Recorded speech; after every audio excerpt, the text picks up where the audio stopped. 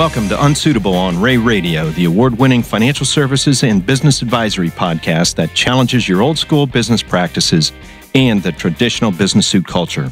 Our guests are industry professionals and experts who will challenge you to think beyond the suit and tie while offering you meaningful modern solutions to help you enhance your company's growth. I'm your host, Dave Kane.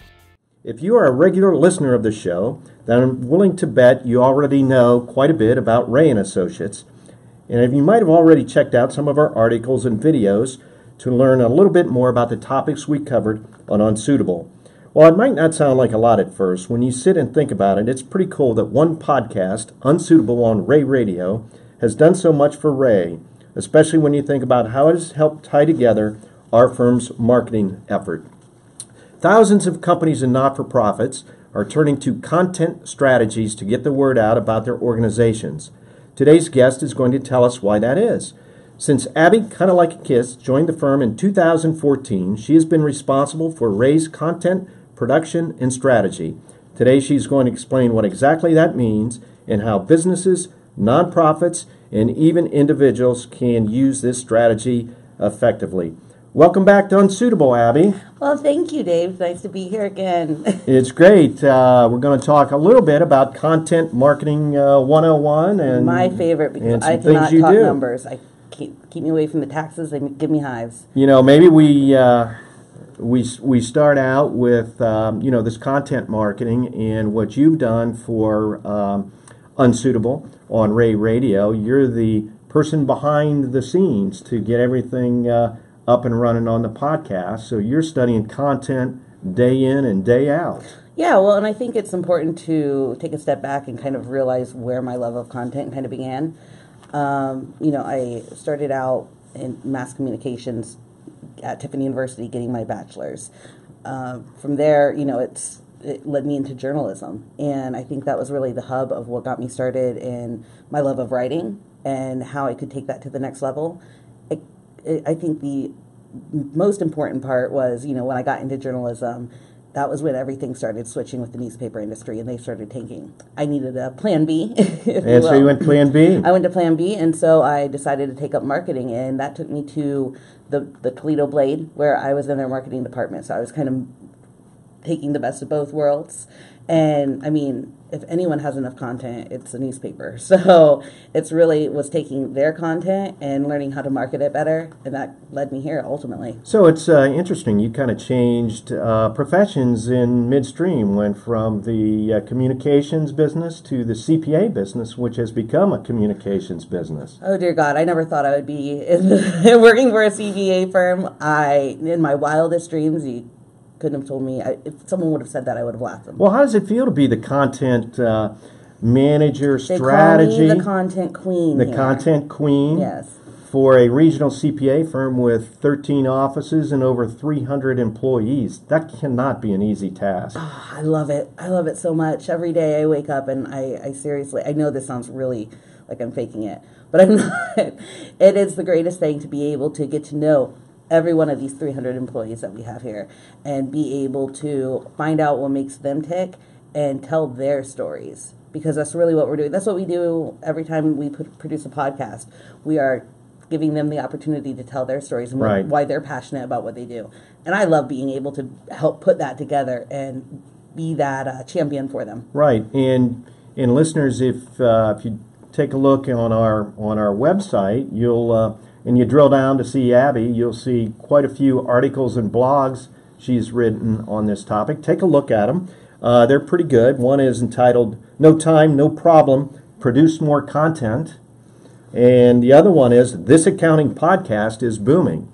And some pretty good stuff as far as content to give you an overall view. Well, and I really love the one about the no time, no problem, because I hear, especially here, so many times people will complain about not having any time to produce content because, oh my God, it's so time consuming. And, these are accountants and they are more interested in dealing with numbers and putting together, a blog post, right. a 500-word blog post.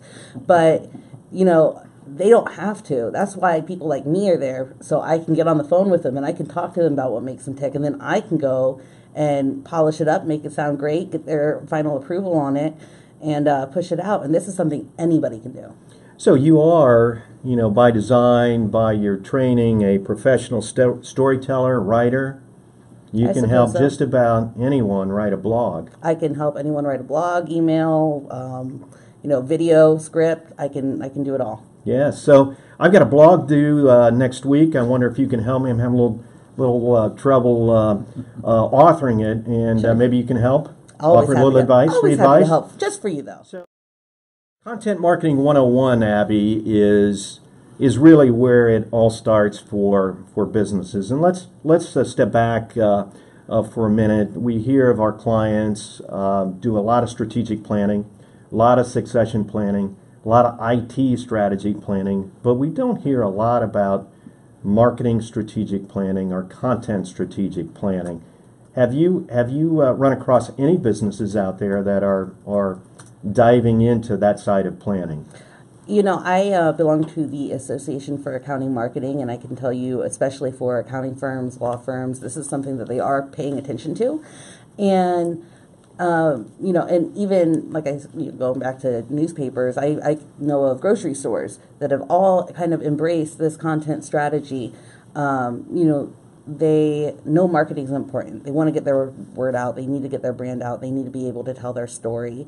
And this is a way that, you can do it without spending gobs of money. That sounds more authentic. It is, people trust the words, your words, the words of their friends and family. They don't trust an advertisement that's yelling something at them, buy me, buy me. They trust honest, transparent recommendations. They trust, when a business owner is getting up in front of people and able to have a meaningful conversation with them about the business, and it makes them passionate about the brand. And that's why I have paid more attention maybe than a lot of other people, and I've actually seen more companies doing this. Any business that you see online with a blog, they're engaging in content marketing. So you just have to pay attention to what's going on in your surroundings. So I think that kind of defines what is it, and you also talked about who can use it. And it's just not one of these events that professional services like Ray and Associates or a legal firm or medical clinic can use, but every business. Every business. Actually, going on this week, the week that we're recording this, is Content Marketing World, and that's up in Cleveland. And I mean, if you want to see content marketers from all over the globe get together and talk about content, I mean, that's my Disneyland right there. And why would, maybe this is a double question here, and we kind of touched on it, but why would anybody want to use content marketing? Yeah, and we did touch on this a little bit.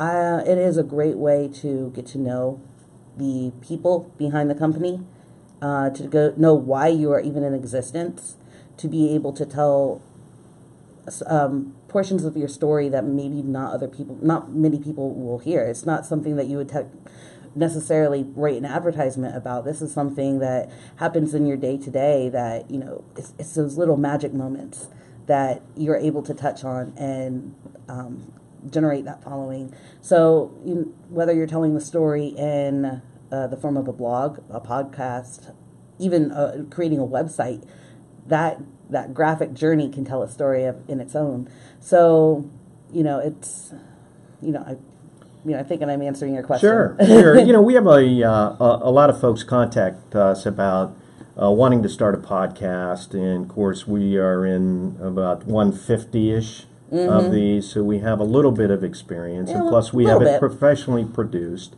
which is always nice. But absolutely. But it starts with the content. Yes. If we don't have the content, we can't do this podcast.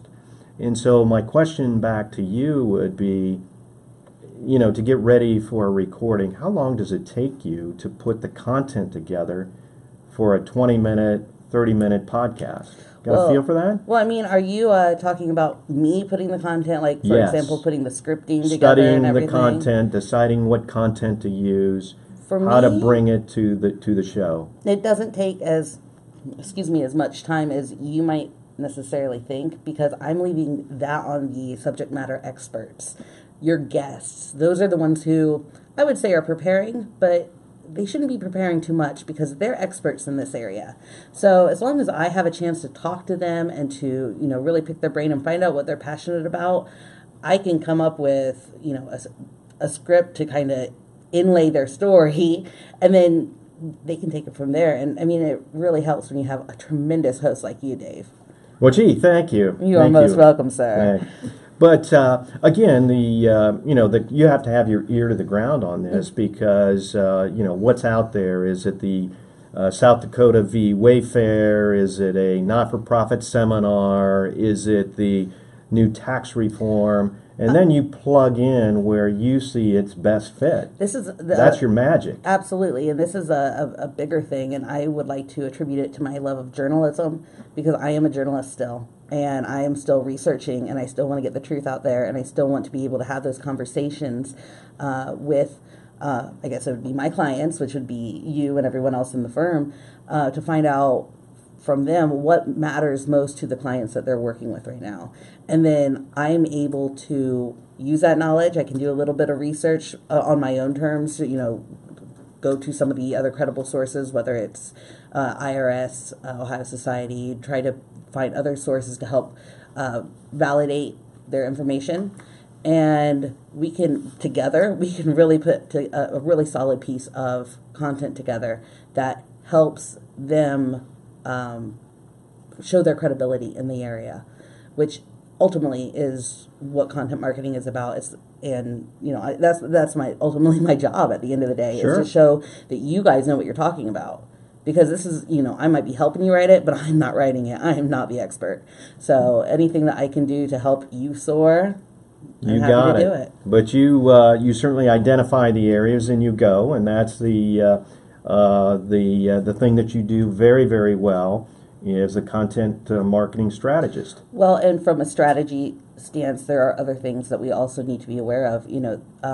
Different times of year, there's different trends, as you know. So in early spring, you'd have a lot of tax questions. We want to be there to answer those tax questions before they even have questions. Like, we want to be their first source for an answer. And that's something that's always going on, that we're always looking at from a strategy stance. We're always doing analyzing keywords, trying to keep our ear to the ground. Sure. To find out how to form this. A good example of this on the South Dakota v. Wayfair case, you guys were way out in front of this, way before it happened. You had the content ready to go, so timeliness was very critical. Absolutely.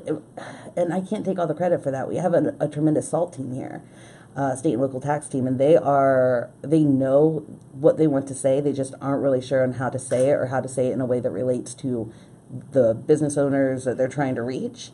So they're going to come to me and very proactively, and I'm going to kind of give them the vehicles to put that content out there. I want to explore a little bit a comment you made a few minutes ago regarding was content. It a bad one? Sorry. No, it was right on point, and you used the word truth. Mm-hmm. And as I read about that and thought about that and looked at your articles, fair and truthful content is probably way more important now than it's ever been. Absolutely. And, the last time I was here with you, Dave, we talked about the importance of truthful content, because that was when the term fake news started to get a lot of buzz. And that's something that's ongoing still, because, anybody with a computer, anyone with, Microsoft Word, they can type up an article and release it on the internet, and it can circulate to anybody and everybody. And, even though it might be complete BS, you can sure, think it as truth. You got to research it. You got to be ready to roll, and you got to recognize. Absolutely, and that's why when you have people like me who do content marketing as their career, truth and holding ourselves to a higher standard takes priority. Absolutely. Is content marketing and content managing a form of advertising? Not blatantly at all. I mean, it can be. I have seen, again, tying into my newspaper background. You're going back into that pretty heavily. We're going back in the day. Honestly, it shapes everything that I do today. But you will see in newspapers sometimes what they call advertorials. And this is, ad copy. This is somebody who is paid to put their piece in the paper. It might be valid, but it also might be blatant advertising that's just trying to puff up their product.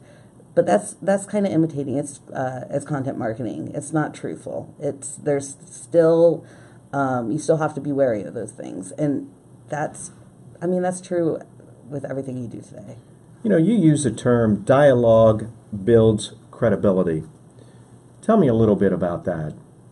Yeah, so every time that I have a conversation, you get to see a little bit more of who I am personally, but also you are able to see that I practice what I preach, that I mean what I say, that I believe in what I'm doing.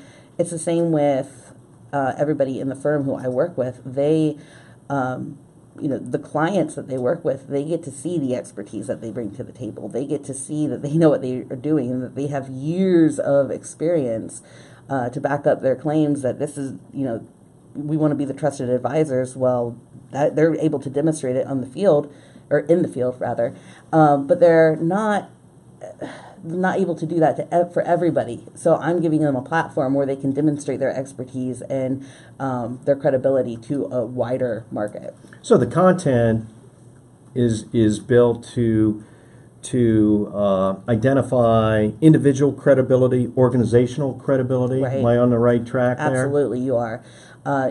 Because these individuals are part of a greater whole. And so every time that an individual is able to, here at Ray, we like to call it be famous. What's your famous person? What are you famous for?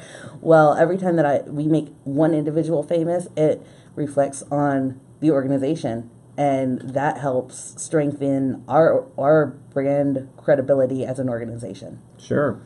As a CPA, this question's coming your way, and it involves return on investment.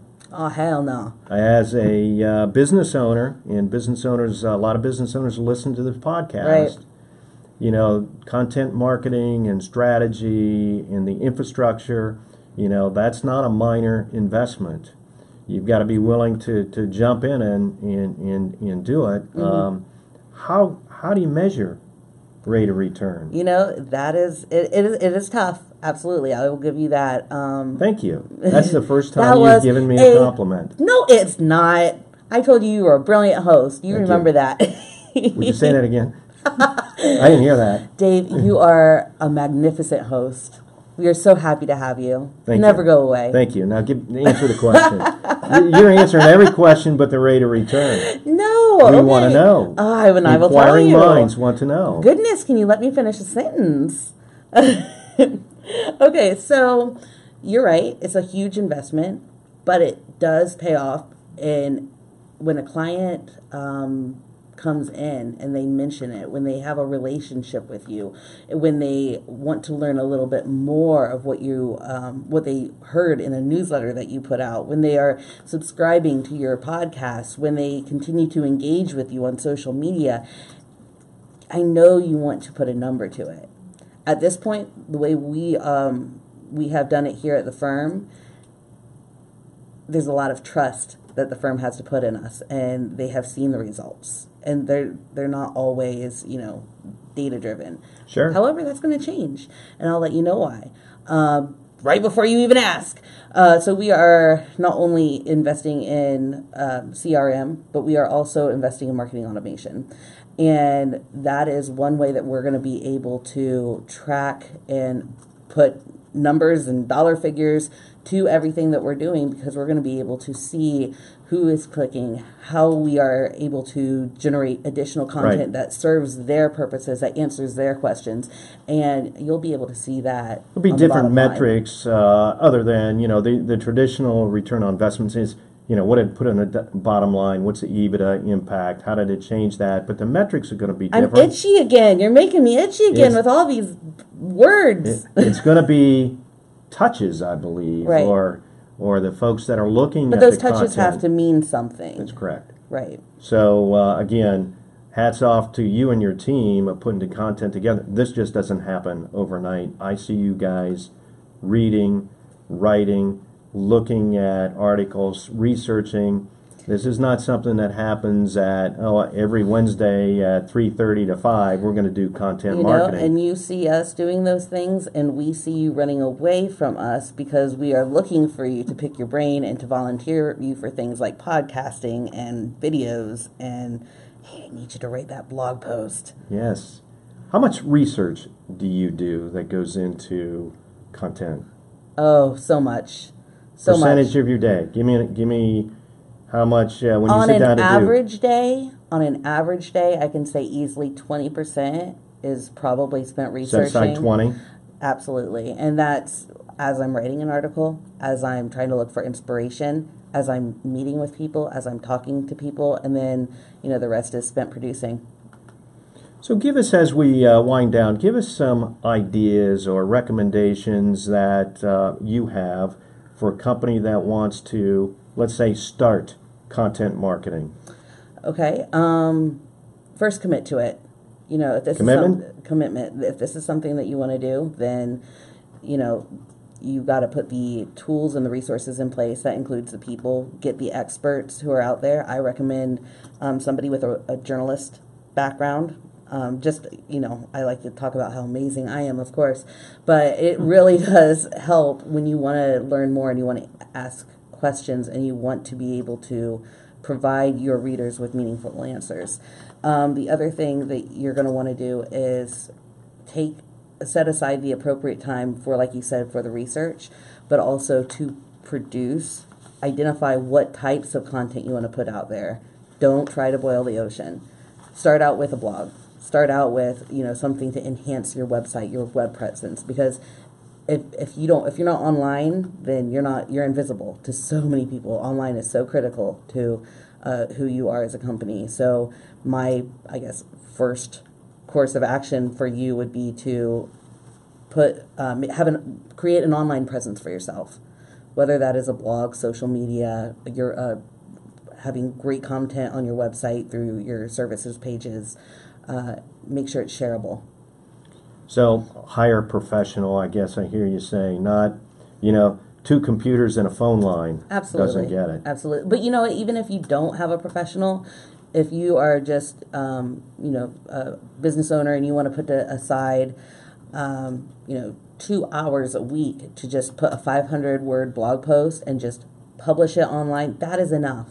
That is enough to at least get your brand online and make sure that it's shareable so that other people can engage with you. Do you have a feel for what percentage of my top line I should set aside for budgeting on this? Is it maybe 1%, 2%, 3%, somewhere in there? Unfortunately, I can't answer that, especially across the board, because different industries are different. Different marketing strategies are different. Even though we do a lot of content marketing, we're not exclusively content marketing. There's so much else that goes into it. So it really depends on your commitment, how much you want to be committed to it. So your point there, it fits within the overall strategy of the company, within their marketing team, their strategic plan. Set aside some time. Absolutely. Is that kind of where we want to be? I think you nailed it. Good. Our guest today has been Abbey Kanellakis, Marketing Content Director of Ray & Associates, located in Dublin, Ohio, which is really not a fair representation of where she sits because she goes all over the state of Ohio. Thanks again for joining us, Abbey. Really enjoyed it. A lot of stuff going on. I love being here with you, Dave. Listeners, I hope you enjoyed today's content about content. And if you're looking to learn more about content or you want to see more of our topic, check out our website at raycpa.com or reach out to Abbey directly. Her contact info is also located on our website. Take a look. In the meantime, if you enjoyed today's episode, let us know. Like it, comment it, or share it with a colleague. That's how we identify some of our rater returns. And don't forget to check out videos of our podcast on YouTube. Until next time, I'm Dave Kane, encouraging you to loosen up your tie and think outside the box. Very nice. Very good.